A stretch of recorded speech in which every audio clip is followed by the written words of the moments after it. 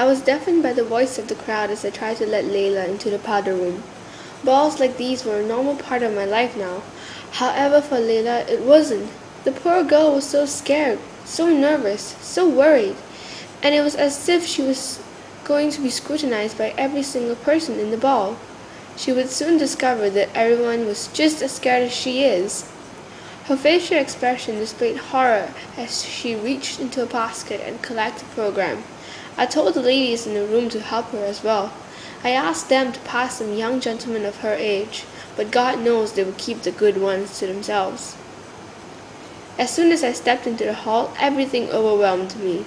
It always does. The ambiance of the ball was grand as always. I led Layla into the hall as well. After a while, a young man came and introduced himself to me. I passed him on to Layla as well. As another gentleman was introducing himself to Meg and I, from the corner of my eye I noticed an old man came up to Layla, but I left her to deal with him, having trust she has the proper etiquette skills to do so and wouldn't embarrass me.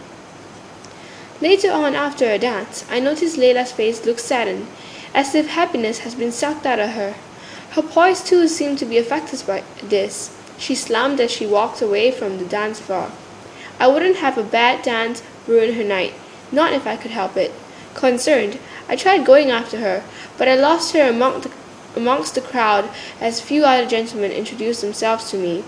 When I finally found her again, she was on the floor with the handsome young man, her ever-radiant smile from ear to ear, and it was as if she couldn't care less about what the world had to say.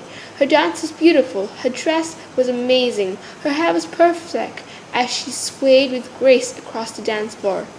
She had managed to pull back herself into a lady she should be.